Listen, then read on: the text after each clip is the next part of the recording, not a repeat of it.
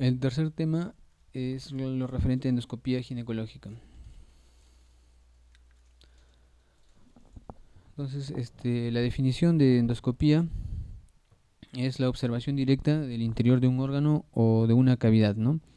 Mediante el empleo de un instrumento, una óptica, en este caso el endoscopio, y se realiza pues a través de los orificios naturales o bien a través de la pared que los protege.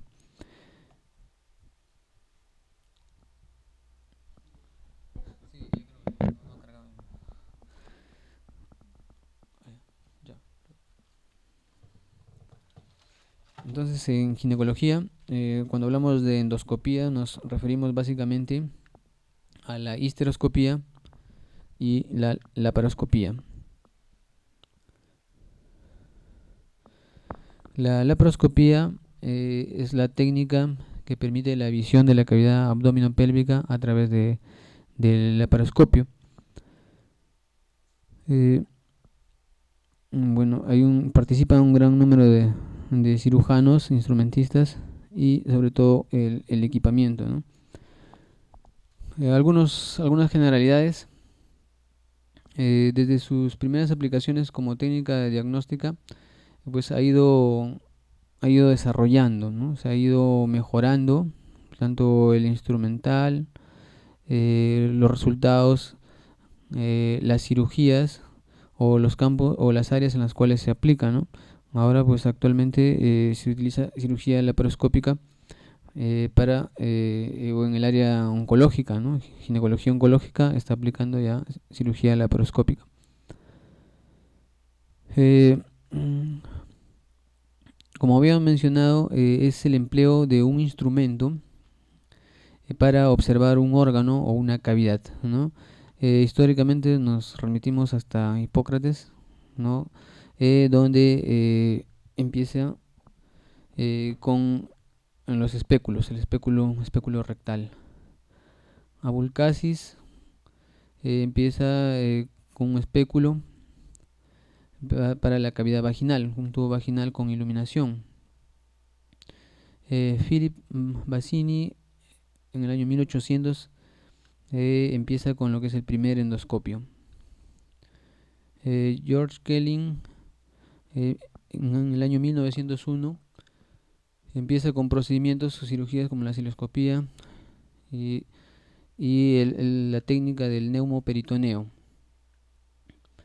Y Kurzheim en el año de 1969 a 1982 ya empieza a desarrollar los diferentes instrumentos que han permitido pues que esta técnica progrese, ¿no? Asimismo, el avance o el desarrollo de la laparoscopía pues también está en función a las ventajas que muestra con respecto a la cirugía abierta. Para mencionar las ventajas de la laparoscopía, pues es mínima invasión, ¿no? Está dentro del grupo pues de cirugía mínimamente invasiva, ¿no? El cual no se refiere pues al acceso que tenemos a la cavidad abdominal o abdominopélvica por los puertos que tienen un diámetro de medio centímetro a un centímetro para obtener tener acceso a la cavidad, a diferencia de la laparotomía pues que requiere una incisión mayor, más grande, ¿no? La laparoscopía por, por el hecho de utilizar instrumentos ópticos pues va a permitir que se magnifique el campo, ¿no? Probablemente una mejor observación de las áreas dentro de la cavidad. Al ser menor las incisiones se asocia a menor dolor, ¿no? Eh, También hay una recuperación más rápida y estéticamente se ve mejor, ¿no? Eh, las ventajas de la laparotomía pues está en que la visión del campo, o sea, del área quirúrgica o de los órganos, pues es en tiempo real y tridimensional, ¿no? a diferencia de la laparoscopía. Aunque actualmente la calidad de las imágenes y de los laparoscopios pues también permiten tratar de equiparar esta ventaja de la laparotomía, ¿no?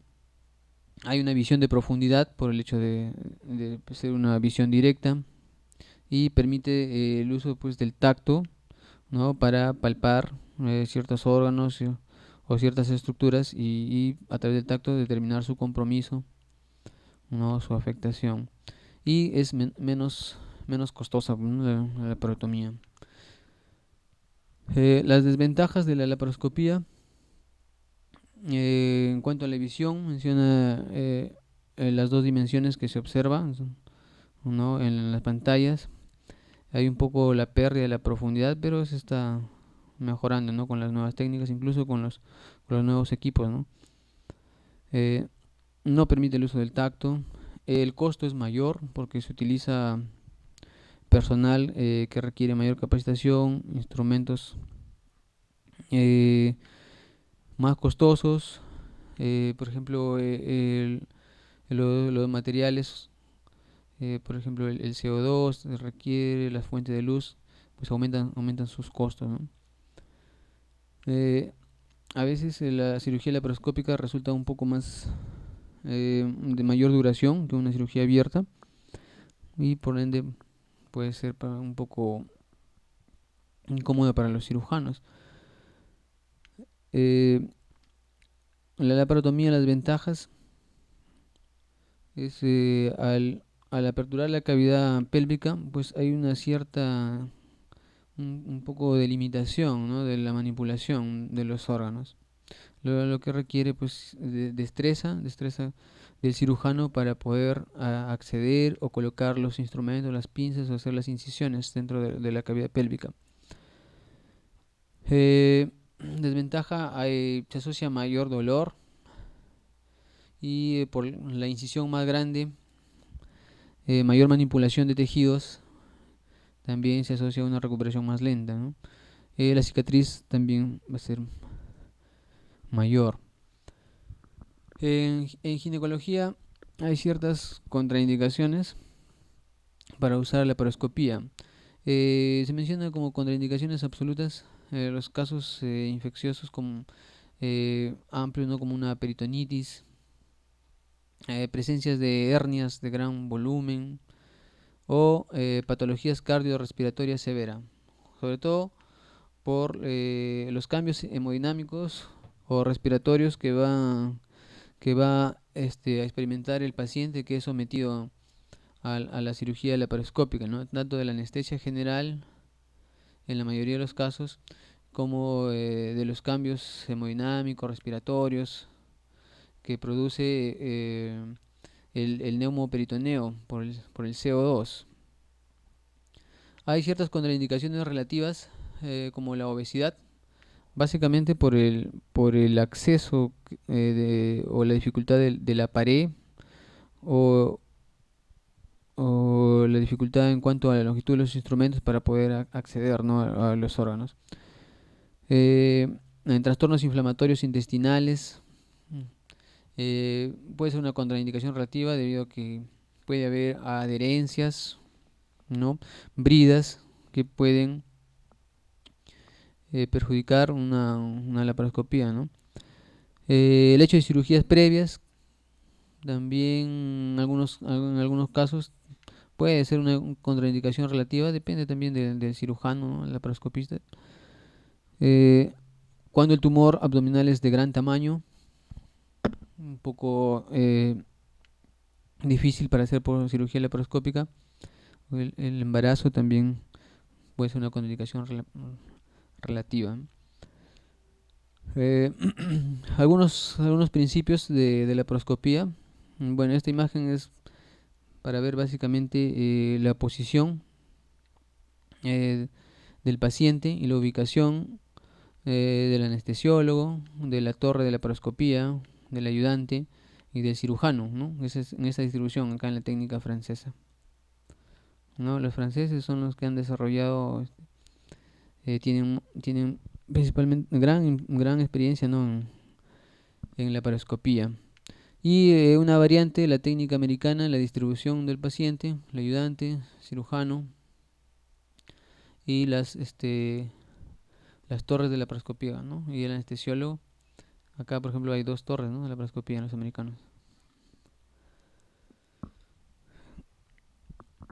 Para poder realizar la laparoscopía necesitamos distender la cavidad abdominal. Inicialmente se utilizaron varios gases para poder lograr este objetivo, pero el que resultó más ventajoso fue el CO2, ¿no? Parte de que es más económico. Es un gas inocuo, más fácil de adquirir, bajo costo, fácil manejo, altamente difusible, ¿no? Soluble en sangre y se metaboliza rápidamente por vía respiratoria. No es muy irritante para el peritoneo y no favorece la combustión, ¿no? Esas son las ventajas de que se utilice el CO2 para realizar el neumoperitoneo. Las ventajas, puede haber efectos locales como la distensión peritoneal, que hay una reacción vagal, el diafragma elevado, alteración del retorno venoso, dolor y efectos sistémicos a nivel respiratorio, ¿no? Puede haber una hipercapnia, puede haber acidosis por exceso de CO2, aumento de la postcarga, ¿no? Incremento de las catecolaminas y estrés miocárdico, ¿no? Fisiopatología del neumoperitoneo es importante, ¿no? Como habíamos mencionado, una de las contraindicaciones es en pacientes que tienen cierta patología cardiorrespiratoria, mm, a veces no son candidatos, ¿no? Los primeros efectos, puede haber una elevación de la presión arterial, ¿no? De 12 a 14 milímetros en promedio. Va a haber una disminución del retorno venoso y del gasto cardíaco. Aumenta la resistencia vascular periférica y pulmonar. Ahora, para producir el neumoperitoneo hay técnicas, ¿no? Algunos inicialmente es, provocan un neumoperitoneo en la cavidad abdominopélvica, se puede decir de media presión, como para separar un poco las vísceras de la pared abdominal y colocar los trócares, ¿no? Pero la aplicación del gas del CO2 se realiza con una aguja, la aguja de Beres, ¿no? Calibre 14, ¿no? La longitud es variable de acuerdo al espesor de la pared eh, que se va a atravesar, ¿no? La pared abdominal.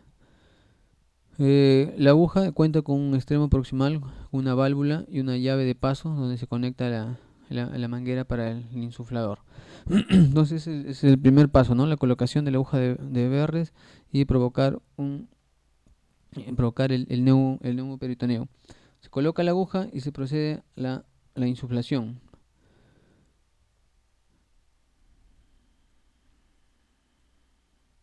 Entonces, la cavidad abdominal tiene una presión intraabdominal, ¿no? En la pía, que está entre 3 y 5 milímetros de mercurio. Lo que se quiere alcanzar con el neumoperitoneo es que no se supere, la presión intraabdominal no sea mayor a 15 milímetros de mercurio.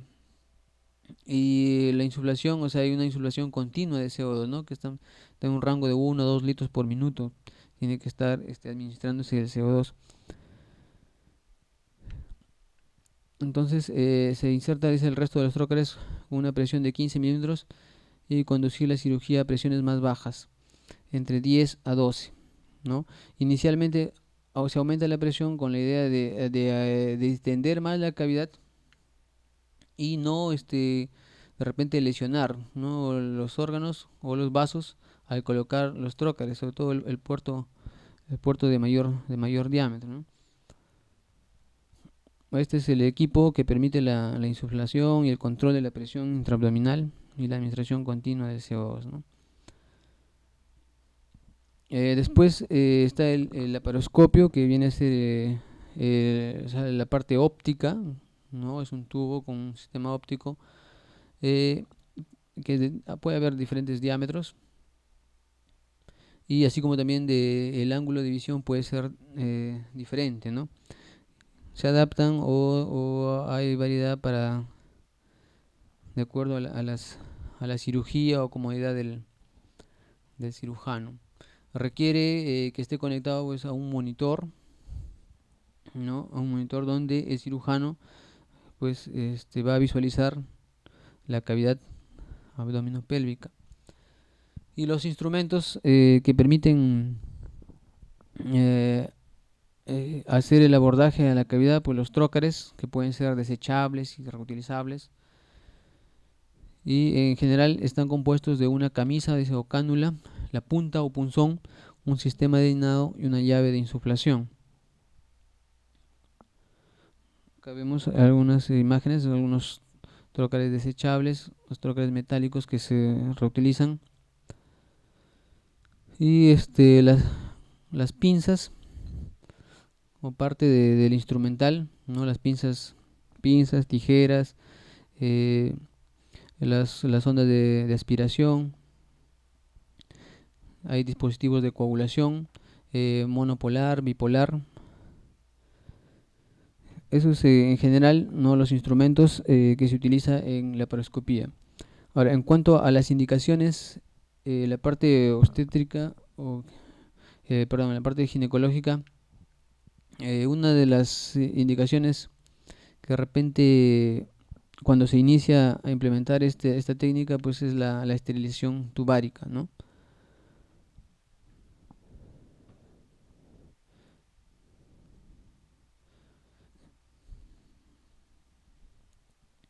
También está indicado en el manejo de masas anexiales, sobre todo con alta sospecha de que sean benignas. En los casos en los cuales la masa, al ser evaluada por imágenes, por ecografía, eh, y hay no esté claro si se trata de algo benigno o maligno, hay cierta duda, o sea, masas complejas dudosas, también se puede usar la paroscopía con la idea de visualizar directamente la masa o incluso hacer biopsia, ¿no? O ver el compromiso. En el caso de que las masas sean malignas, se prefiere que sea una laparotomía, pero actualmente hay ya la laparoscopía en patología de cáncer, pues se está utilizando.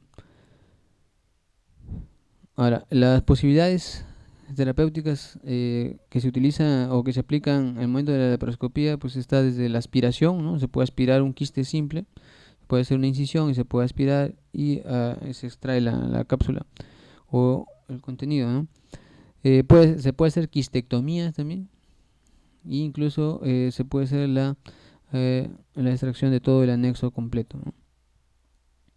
Ahora, para la extracción de un tumor se requiere que esté protegido, o sea, de tal forma que no entre en contacto con el resto de órganos internos o no se vaya a derramar su contenido a la cavidad peritoneal, ¿no? Y se ha extraído un medio que lo proteja del contacto con los órganos, son unas bolsas especiales y se puede extraer por el fondo del saco vaginal posterior, o sea, por vía vaginal. En la endometriosis es ampliamente usada la laparoscopía, ¿no? Permite mejor acceso a los compartimientos pélvicos, se puede visualizar el espacio retrouterino, ¿no? Donde espacio presacro, donde puede haber siembras endometriósicas, ¿no? Que en un abordaje abierto por una laparotomía, pues no, a veces es más difícil acceder. También por temas de fertilidad, o sea, la endometriosis se asocia a infertilidad, pues se requiere técnica laparoscópica, en un manejo inicial, ¿no? Permite incluso por vía laparoscópica que se haga una mayor electrofulguración de los focos endometriósicos, ¿no? También se puede realizar laparoscopía en miomectomías, ¿no? Casi las mismas indicaciones que una miomectomía abierta, sangrado uterino normal, que no ha respondido a tratamientos previos, pacientes con anemia, por la ginecorragia, pacientes los cuales hay infertilidad por presencia de este mioma, ¿no? Puede ser causa, o dolor o sensación de presión, ¿no? Por este mioma, también es indicación de miomectomía. O cuando es muy grande y hace presión a los órganos contiguos, ¿no? Que puede ser vejiga o en la parte posterior del recto. Algunos plantean que la miomectomía por vía laparoscópica debe ser realizada cuando el mioma principal que se va a extraer está entre un diámetro de 8 a 9 centímetros, ¿no? Y que el número de miomas sea de 3 a 4.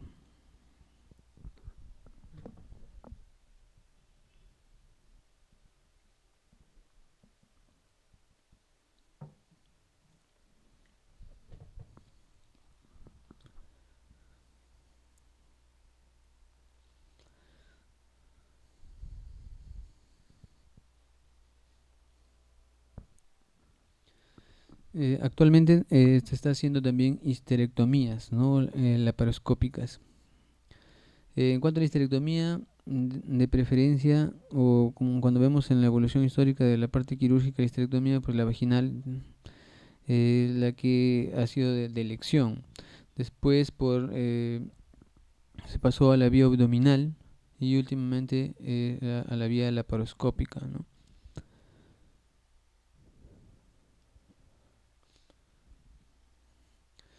Eh, la histerectomía laparoscópica se asocia o se asiste por vía vaginal, es decir, por vía laparoscópica se realiza la sección de los ligamentos, ¿no? Los ligamentos uterováricos, pélvicos, los ligamentos uterosacros, ligamentos de McEnroe, y todo el útero se extrae por vía vaginal, por eso se llama histerectomía laparoscópica asistida por vía vaginal. Eh, en los casos de endometriosis, como había mencionado, es preferible, o es una de las indicaciones principales, la histerectomía laparoscópica. Hay algunas contraindicaciones de la histerectomía laparoscópica cuando se trata de una histerectomía posparto. Puede ser por un tema de atonía o de hemorragia uterina, ¿no? En los casos en los cuales hay unas masas iniciales demasiado grandes, si se precisan extirparlas intactas, también puede ser una contraindicación por el riesgo de que se rompan las masas o sea imposible extraerlas sin derrame de su contenido. Úteros o miomas demasiado grandes dependerá además del grado de fijación del tumor y de su tamaño, del entrenamiento también del cirujano, ¿no? En cuanto a cirugía oncológica, eh, hay ventajas el empleo de cirugía laparoscópica. Eh, en el INEM, por ejemplo, están realizando cirugía oncológica vía laparoscópica. Eh, las ventajas, se habla de una mejor conservación del sistema inmunitario. Otra de las ventajas, y que es muy importante para los pacientes oncológicos, es que es menor el tiempo para comenzar los tratamientos adyuvantes. Probablemente un paciente que necesita un tratamiento ayudante con una cirugía abierta, pues requerirá por lo menos esperar un mes para iniciar el tratamiento adyuvante. En cambio, un paciente que ha sido operado vía laparoscópica probablemente en el transcurso de una semana ya esté iniciando su tratamiento adyuvante. De ahí la importancia o la ventaja de la laparoscopía en la cirugía oncológica. Desventajas, bueno, requiere aprendizaje y destreza. Eso significa, conforme se va adquiriendo mayor destreza, se va a mejorar los tiempos operatorios y asimismo menos complicaciones. Y también otra de las desventajas es que a veces tienen una alta tasa de conversión a la laparotomía, lógicamente por tratarse de un problema oncológico. Se utiliza también cirugía laparoscópica en cirugía del piso pélvico, como la colposacropexia. La colposacropexia por vía laparoscópica pues es el tratamiento de elección ante el prolapso de la cúpula vaginal, ¿no? Pacientes que han sido sometidos inicialmente a una histerectomía eh, y con el transcurso del tiempo presentan un prolapso de cúpula vaginal. Una opción es realizar la colposacropexia por vía laparoscópica.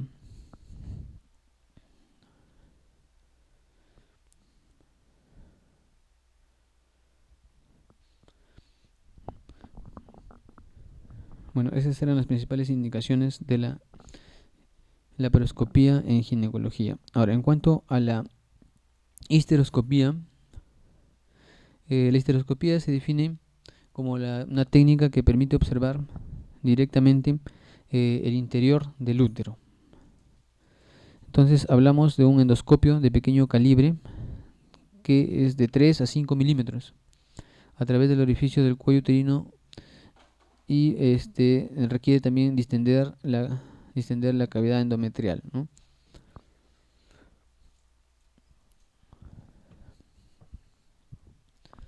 Se habla de tipos de histeroscopía, ¿sí? Inicialmente va a ser de diagnóstico, la cual requiere que el diámetro del histeroscopio sea de menor diámetro, 3 milímetros, o terapéutico, en los cuales es necesario usar otros instrumentos para, por ejemplo, hacer la resección de miomas o extracción de pólipos. Entonces hablamos de una histeroscopía terapéutica. La histeroscopía diagnóstica es básicamente realizada en el consultorio, o sea, de forma ambulatoria, ¿no? Es la prueba gold estándar para la evaluación del endometrio, ¿no? Tiene ventajas ventajas porque permite la visualización directa de la cavidad endometrial. Sin embargo, el costo se incrementa y requiere también cierta tolerancia del paciente para que tolere el histeroscopio, ¿no? Sin empleo de anestesia y se logre visualizar rápidamente o se haga el diagnóstico visual de la cavidad endometrial. Y la histeroscopía terapéutica, la que se realiza en el quirófano, ¿no? Bajo anestesia, y requiere también un elemento que permita distender la cavidad endometrial y pueda realizarse los procedimientos. En este caso se va a usar instrumentos como el resectoscopio, sirve para eh, realizar la miomectomía de un mioma submucoso, un instrumento que nos permita realizar la ablación y resección endometrial en casos de que se trate de una hiperplasia endometrial o o una hemorragia uterina disfuncional, extirpación de grandes pólipos y miomas, como estábamos mencionando, ¿no? La histeroscopía ambulatoria, en los casos de hemorragia uterina normal, eh, hay una indicación mayoritaria para la realización de una histeroscopía ambulatoria, ¿no? Esa es la principal indicación. Permite detectar lesiones endometriales focales. Estamos hablando de pólipos, miomas submucosos o alguna lesión neoplásica. Entonces, como habíamos mencionado, es el gold estándar para casos de hemorragia uterina anormal. Mayor seguridad que el legrado, porque hay una visualización directa de la cavidad endometrial, de las paredes, y es un procedimiento bajo visión directa, pues, ¿no? A diferencia del legrado, que es un procedimiento a ciegas.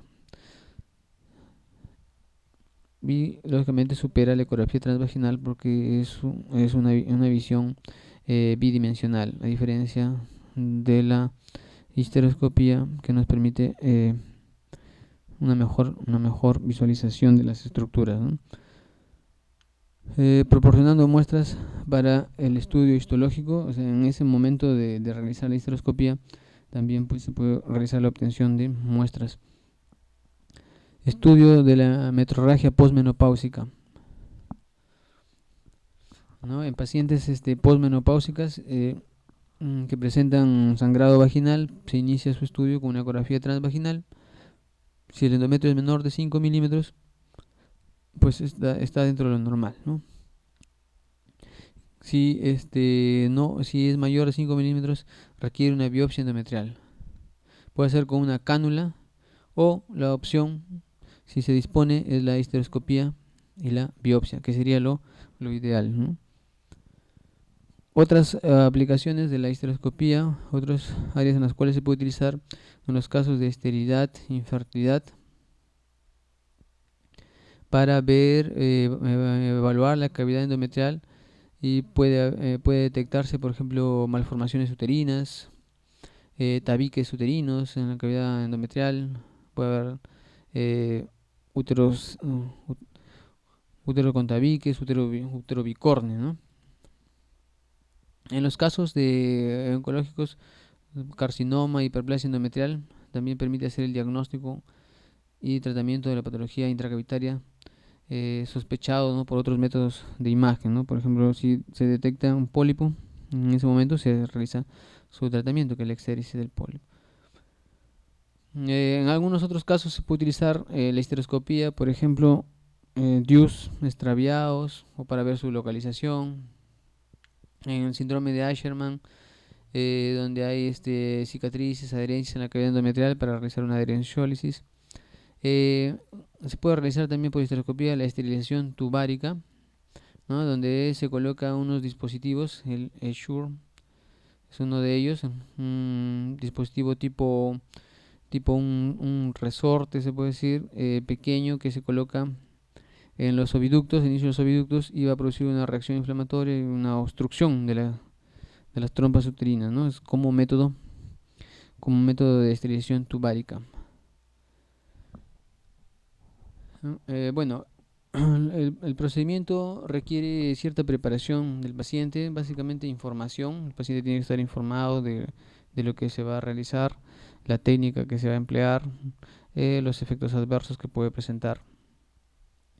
Puede requerir medicación como anestésicos locales, AINES para el dolor o tranquilizantes. La posición del paciente tiene que optar la posición ginecológica y se recomienda que el momento más adecuado para realizar el procedimiento es en la primera fase del ciclo menstrual. ¿Por qué? Porque el canal cervical es más hipotónico y el endometrio es más adelgazado, ¿no?